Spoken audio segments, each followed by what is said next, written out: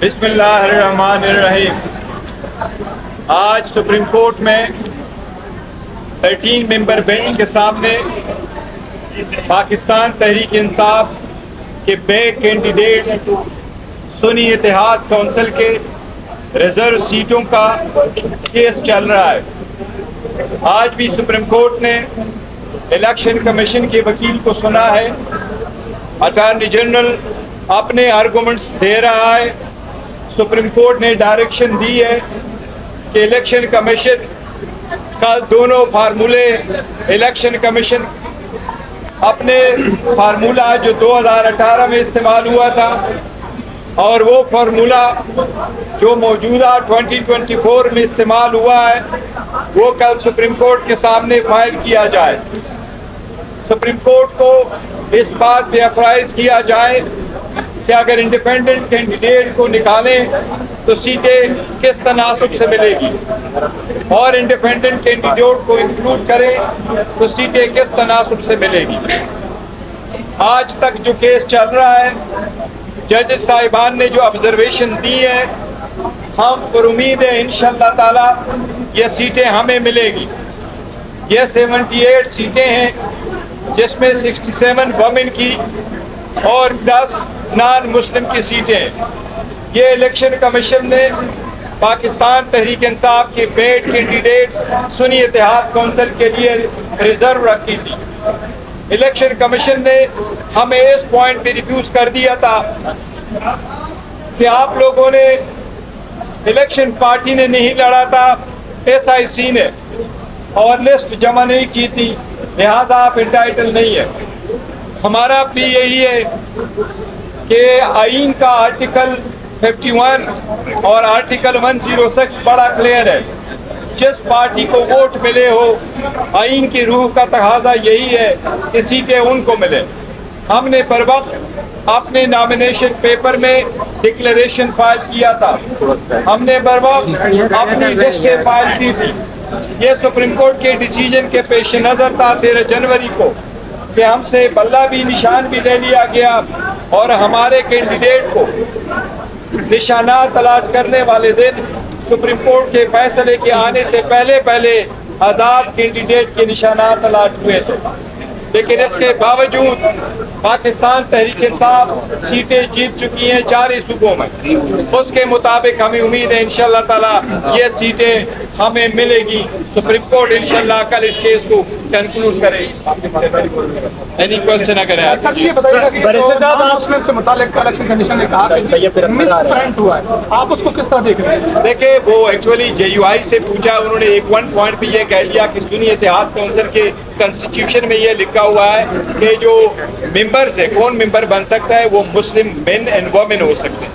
ہم نے ان کو ایکسپلین کر دیا تھا کہ ایسا نہیں ہے، ہماری کنسٹیٹیوشن میں یہ لکھا ہے کہ جو پارٹی کے مین پارٹی ہیں اس کے مسلم مدر پارٹی جس کو ہم روٹین میں کہتے ہیں، اس میں مسلم مین اینڈ وومن ہوتے ہیں جو کمیٹی بنتا ہے، اور پھر ہمارے ونگز ہے، تو ہمارے وومن کا بھی ونگ ہے اور ہمارے نان مسلم کا بھی ونگ ہے۔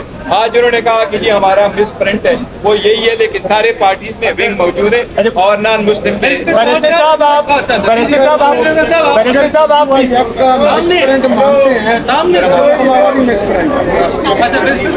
یہ بتائیے گا کہ عمر ایوب کا استعفیٰ جو ہے وہ قبول کر لیا کہ آپ نے بنائی ہے، ذرا تفصیل سے صحیح کا بطور سیکرٹری جنرل؟ دیکھیں، سیکرٹری جنرل عمر ایوب صاحب نے استعفیٰ دیا ہوا ہے۔ انہوں نے کہا کہ 2 سیٹوں میں سے میں ایک کرنا چاہ رہا تھا، میں کنسنٹریٹ کرنا چاہتا ہوں اپنا پارلیمنٹری رول پہ۔ خان صاحب کے ساتھ انشاءاللہ تعالیٰ کل ملاقات ہوگی۔ اس کے استعفے کے پہلے بعد میں پارلیمنٹری پارٹی کی میٹنگ ہوئی اور پارلیمنٹری پارٹی میں ریزولوشن پاس کیا۔ ہم نے اس کی جو سروسز ہے اس کو بڑا اپریشیٹ کیا ہے، اور ساری پارلیمنٹری پارٹی میں یونانیمسلی ریزالو کیا ہے کہ اس فیصلے کو اور ریزگنیشن کو آپ ایکسپٹ نہ کریں اور وہ کام کنٹینیو کریں۔ آج ہماری 3:30 کو انشاءاللہ کور کمیٹی کی میٹنگ ہے، کور کمیٹی کے سامنے بھی اس میٹر کو رکھیں گے۔ کل انشاءاللہ تعالیٰ خان صاحب کے ساتھ میری میٹنگ ہوگی، خان صاحب اس پہ فائنل فیصلہ کریں گے، جو خان صاحب کا فیصلہ ہوگا انشاءاللہ کمیٹی کا حصہ ہوں گے انشاءاللہ تعالیٰ، یہ بھی ہوں گے۔ مولانا ایک چیز بڑا میں کلیئر کروں، چیئرمین حامد رضا صاحب نے ضرور یہ کہا تھا کہ جو پاکستان تحریک انصاف کا فیصلہ ہے वही फैसला मुझे कबूल है। और उन्होंने यूनानिमसली और अनकंडीशनली विदाउट रिजर्वेशन और जो है ना इस बात को तायीद की। तो इसलिए ऐसी कोई बात नहीं है कि मौलाना साहब की वजह से। फवाद चौधरी का बैरिस्टर साहब ये बता दीजिए कि आज से 5 माह पहले आप इसी डाइट पे खड़े होकर कहा करते थे कि हमें उम्मीद है सुप्रीम कोर्ट हमें बल्ला वापस कर देगी, लेकिन फिर जब फैसला आया तो पूरे मुल्क ने देखा।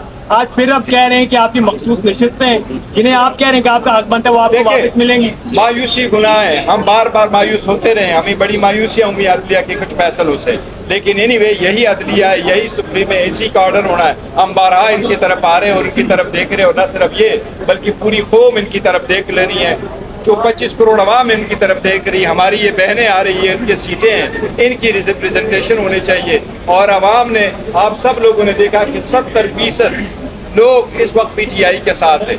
आइंदा तादाद के मुताबिक आपको बताएं 12 करोड़ 80 लाख का वोट है, 6 करोड़ वोट पोल हुआ है, 6 करोड़ पोल वोट में से 3 करोड़ वोट PTI को मिला है। इसलिए ये 3 करोड़ लोगों की उम्मीदें हैं कि ये रिजर्व सीटें हमें मिले और फिर हम ये हमारी बहनों को और हमारे नॉन मुस्लिम भाइयों को। साहब ये बताइएगा कि फवाद चौधरी से मुतालिक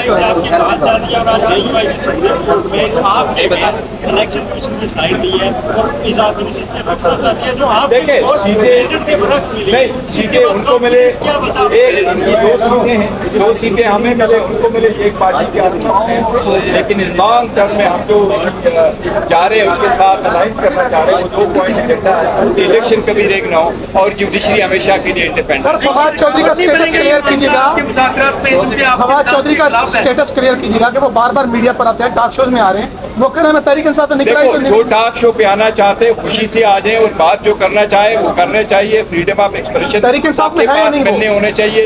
लेकिन जो लोग पाकिस्तान तहरीक इंसाफ से जा चुके हैं या पाकिस्तान तहरीक इंसाफ के साथ उन्होंने सम दूरियां इख्तियार की थी, उनके पार्टी में वापस आने का फैसला खान साहब करेंगे।